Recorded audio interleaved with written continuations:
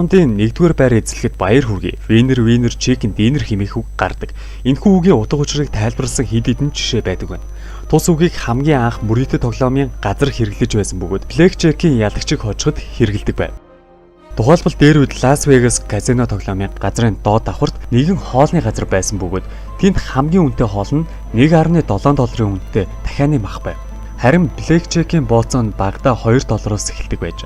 Тиймээс Blackjack тоглоомд хоцсон хүн юутаач дахианы мах авч идэх мөнгөтэй боллоо гэсэн утгаар Winner chicken dinner хэмээх үг анх үүсэж байжээ.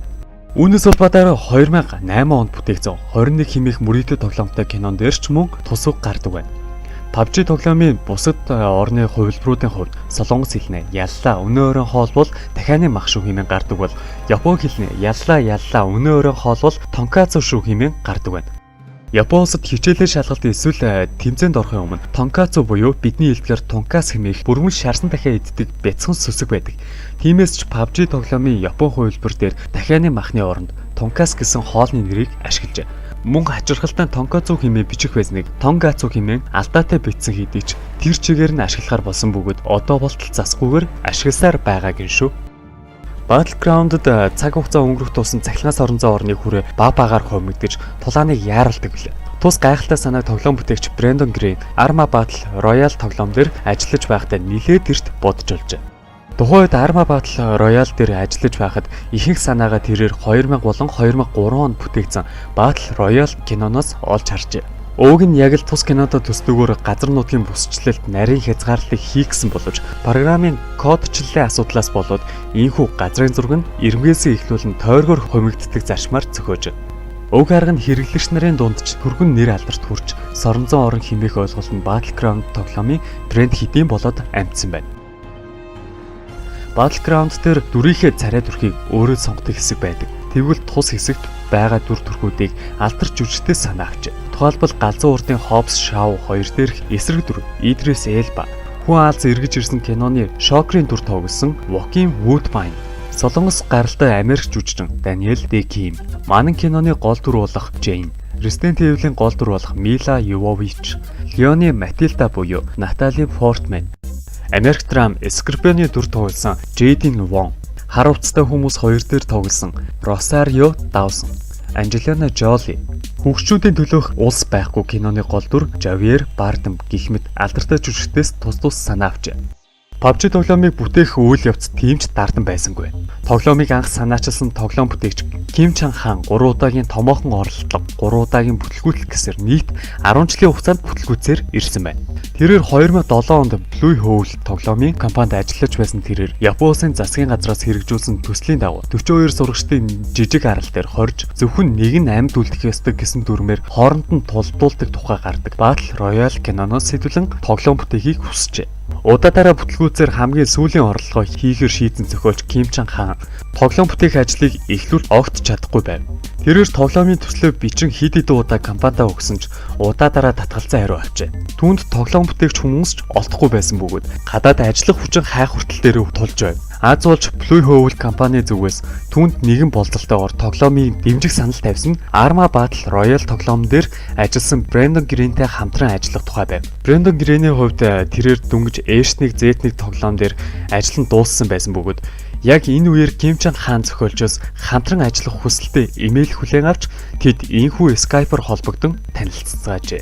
Тэрээр Arma Battle Royale тоглоомыг үргэлжлүүлэн бүтээх ажлаасаа татгалзан Battleground дээр ажиллахаар Солонгос улсыг зорьсон байна. Эцэстээ 2017 оны 3 сарын 24-нд Battleground тоглоомынхоо анхны хувилбарыг Steam дээр байршуулж 2017 оны 12 сарын 21-нд тоглоомын эцсийн хувилбараа амжилттай гаргаж байжээ. Сонгос Battleground хэмээх үгний дээр PlayerUnknown гэсэн бичсэн Battleground тоглоомын найруулагч Brandon Green-ийн никнейм гин шүү. Battleground тоглоомын цаана өшөө илүү баримтууд ч байдаг. Бид PUBG тоглоом гэхээр л дуулахтай хүн санаанд ордог үлээ. Дуулахыг тус тоглоомны дүрийн дизайны багийн гишүүдийн нэг Kim Tae-hyun загварыг нь зохиосон байна. Тэрээр уг дуулахын санааг өглөө нь ердийн офис ажилтан хэрнээ оройн нь дайн байлдаанд оролцдог кинонуудаас олсон байна. Тухайлбал 1992 онд бүтээгдсэн Reservoir Dogs, 1988 онд бүтээгдсэн үхлийн Countdown кинонууд дээр гардаг дүрүүд нь хослолтойгоор буудалцдаг дүрүүд дээр дуулахыг өмсснөөр шийдсэн юм байна. Мөн Battleground-ыг төлөөлдөг газруудын нэг бол Ирангл. Тус үгийг тоглоомын найруулагч зохиосон бөгөөд өөрийн өхөн Эйраны нэрээр Angel хэмээх үгийг нийлүүлснээр Erangel гэсэн нэрийг бүтээжээ. Erangel дахь Роз Хогийн нэрийг Орос үндэсний хөгжим Розок бүрээнээс санаа авсан бол Яснай Полониагийн нэрийг Оросын уран зохиолч Толстойн төрсөн нутаг Яснай Полониагийн нэрнээс нэрлэжээ. Мөн Мирмад байрлах Minas del Sur гэсэн жижиг бус I Hate School гэсэн үгийг харж болох бөгөөд энэ нь Erangel-д байрлах сургуулийг хэлдэг байна. Тус сургуулийг Battle Royale кинон дээрх сургуулиас санаа авч дүрсэлжээ. Battleground-ын YouTube-ийн аль биесны хуудсан дээр тоглоомыг хэрхэн хийж буй making film байдаг байна. Тус бичлэгийг үзвэл тэд их жижиг байшингуудыг зүүн өмнөд Азийн улсуудаас санаа авч буй гардаг байна. Тоглоомын багийнхан арлын орнолоо өөрсдийн биеэр очирч судалгаа хийн зураг авсан бөгөөд байшингуудыг маш бодиттой харагдуулахын тулд асан зургаас reality capture технологиг ашиглан 3D модулуудаа байгуулцгаажээ. PUBG тоглоомын Royal киноноос авсан талаар бид өмнө нь дурдсан билээ. Тэгвэл тус кинон дээр хийд зүйлс хувцаслуудыг ч мөн тоглоом дээрээс харж болно. Тухайлбал ягаан өсөлттэй эмэгтэй хувцас киноны эхэнд гардаг хөсөлттэй эмэгтэйгээс саарл биеийн тамирын хувцсыг багшийнх нь бэлтгэлийн хувцснаас улбар шар Мак Подволк богино банцалтай эмэгтэй хувцсыг Battle Royale-ын тайлбарлагч эмэгтэйгээс шар өнгийн бэлтгэлийн хувцсыг тэр зүхтаж байгаа эмэгтэйгээс цэгэр өнгийн ослыг толгойтой кисттэй оюутнаас тус санаа авчээ. 2017 онд тус тоглоомын найруулагч нэгэн ярьцлагатай Battleground-ын газрын нийт урт нь 6766 м хэмээн ярьсан байна. Энэ тоглоомын ертөнцид дундаа асар том орчин боловч үнэндээ тоглоомын бүтээх явцад 1 км-ээс илүү урт газрыг графикаар харуулах буюу рендерлэх боломжгүй байсан гэх яриач байдаг байна. Тиймээс хэрэглэгч нар түүнийг худлаа ярьсныг батлах боломж байхгүй. Мөн үнэхээр тийм урттай 6766 м гих баталгаач байхгүй тул энэхүү ярианы сэдв занхан одсон байдаг. Байлдааны явцад хамгийн их дайснаа алах магадaltaй буунуудын эрэмт дараалал байдаг байна. Энэ удаад хамгийн өндөр өрсөлдөгчөө буулган авдаг бууны төрөл бол rifle 5697%-аар 1-р, shotgun 1559%-аар 2-р, SMG 1373%-аар 3-р, sniper 803%-аар 4-р, гарбуу 517%-аар 5-р. Эцэстээ бусад хэрэглүүд нь дунджаар тэг 151%-аар 6-р тус жагсдаг байна. Тоглогчид Battleground дээр туулах боломжтой замын эцсийн урт ойролцоогоор 2 тэрлон 300 тэрбум гаруй километр гэх бөгөөд энэ нь дэлхийгээс санчир гараг руу яваад ирэх хэмжээний зайгийн шүү. Үүнээс 1.2 тэрлон километр хөлөөр гүйх зай бол 1 тэрлон нь машинаар явах боломжтой зайг.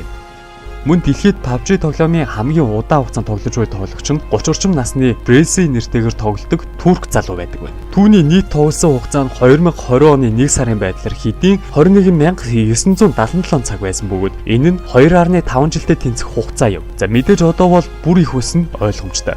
Battleground тоглоом анх гарсан даруйда тоглоом сонирхогч хүүхэд залуусыг ёстой хуйлруулж байсныг бид бүхэн мэдэх хүлээ.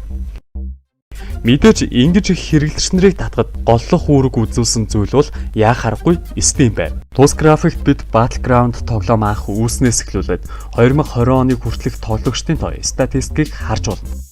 Тоглоом 2017 оны 3 сард нээлттэй хийсэн даруйда 20,000 тоглогч, 5 сард 100,000 тоглогч, 7 сар гэхэд 200,000 тоглогчтой болсноор ердөө 4 сарын хугацаанд 10 дахин их болон өсжээ. Цаашлаад 9 сард 600,000 тоглогчтой болж үндэ 600,000 гэж тэмдэглэсэн ч хамгийн ихтэй 1 сая хүртэл тоглогч тоглосон оргил үе байдаг байна. 11 сард 1 сая 300,000 хэрэглэгчтэй болж 20 сая гаруй тоглоомыг борлуулж байж. Харин түүхэнд хамгийн олон тоглогчтой сар нь 12 сар бөгөөд бүгд 3 сая хүртэл тоглогчд байсан бол 2018 оны 1 сараас эхлэн хөөс хагарсан мэт тоглоомын борлуулалт тоглогчдын тоо аль аль нь буурч эхэлсэн байна. Буур сар 2018 оны 5 сард 870,000, 7 сард нь 680,000, 10 сард нь 400,000 болтлоо буур сар 2020 онд дунджаар 200,000-аас 300,000 тоглогч болтлоо буурсан байна. Мөн сонирхолтой нь Steam-ийн сулгаар Counter-Strike-ийн Global Offensive-ийн тоглогчдын 50% Battleground-ыг худалдаа авсан байна. 2017 онд Battleground тоглоомын уран бүтээлчид Германд нэгэн ярилцлагын үеэр инхүү ярьжээ. Сум нэвтэрдгүй хантаз болон дуулах хүртэл хамгаалж дийлэхэргүй сумыг хааж чадах хайрлын тавг санаандгүй байдлаар үйлдсэн түүхтэй. Тоглоомын бүтээж байхдаа найруулагч Brandon Gray программисттай тус сум нэвтэрдгүй хайрлын тавг хийх тухай тоглоом шоглоом болгон асуужээ. Гэтэл тэрээр жинхнээсээ хэмээн ойлгон хайруулын тавгийг тоглоомонд нэмж өгсөн бөгөөд тоглоом нээлт хийх хүртэл үүнээс дээр сонирхолтой санаа олж чаддаггүй явсаар өдийд хайруулын тавг тоглоомын нэгэн хэсэг болжээ. Үүнийг хийсэн программист нь тоглоом худалдаанд гарсан хойно үүнийг ойлгосон гэж. Battleground тоглоомын дөрүүдийн хөдөлгөөнийг Чех улсад motion capture ашиглан төрсөлжээ. Учир нь Солонгос улсад motion capture тэгтлээ сайн хөгжөөгүй байсан учраас энэхүү хаа хоолны Чех улсыг зорихоор болов. Тоглоомын сурталчилгааны видеоны хувьд огтхонч зардал гараагүй бөгөөд зөвхөн нэг Steam-ийн үйлчилгээ болон хүмүүсийн амт амьдсан яриагаар нэр алдарт хүрчээ. Battleground тоглоомын гар утасны хувилбар дээр нэгэн онцгой зүйл байдгийн нэг нь pacifist. Тоглоомын туршид нэг ч хүн алалгүйгээр нэгдүгээр байрны эзэн болохыг хэлдэг байна. Мэдээж тус тоглоомын хувьд бараг байж боломгүй ялалт билээ. Battleground нь Guinness-ийн номонд Steam Early Access-с хамгийн хурдан хугацаанд 1 сая борлуулалтыг хийсэн. Хамгийн хурдан хугацаанд 100 сая доллар болсон.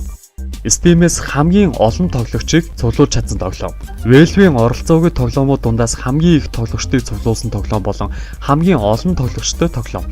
Steam-с хамгийн олон тоглогч буюу 2 сая гаруй тоглогчтой тоглоом гээд нийт 7 үзүүлэлтээр бүртгэгдэж байжээ. Бидний бэлтгэсэн энэ удаагийн бичлэг таалагдсан гэдэгт итгэлтэй байна. Та комент болон лайк үлдээснээр бид энэ төрлийн бичлэгүүдийг танд илүү түлхүү бэлтгэсээр байх болно. Хэрэг дарж амжаагүй бол subscribe болон